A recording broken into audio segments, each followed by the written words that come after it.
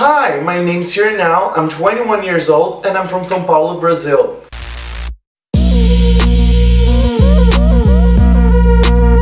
My drag name comes from Hera, the goddess, the Greek goddess. She was the goddess of the gods. She was Zeus' wife. And my last name, I actually have a pretty cool story about it.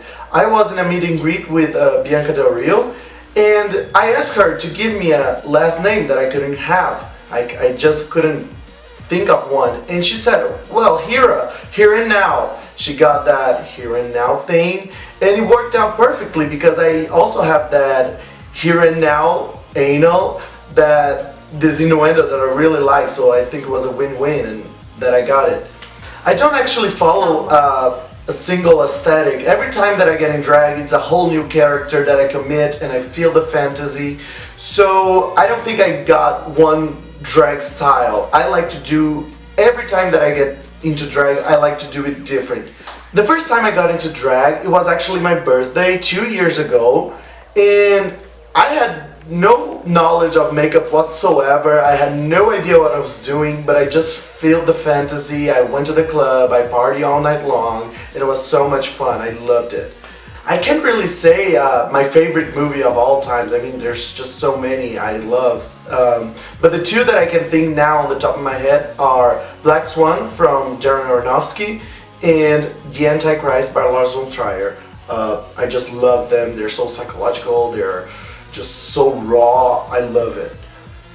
I guess my biggest fear would be to just get comfortable and let life go by. I mean, there's just so much we can do, and we only got one life, so I just can't stand the thought of being comfortable and see my life go by, and that's why I'm always doing stuff. I want to do things.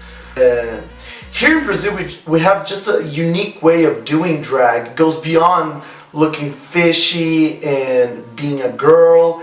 We're just here colorful and bright and excited. So I look up to a lot of Brazilian queens such as Icaro Kadoshi and the Von Carter sisters. I mean, they just do what I think, they just do what I like to do in drag, and it's really incredible. And from the foreign queens, I cannot forget to mention Vander Von Odd, Sharon Needles, and Sasha Velour. They're like my biggest inspirations ever.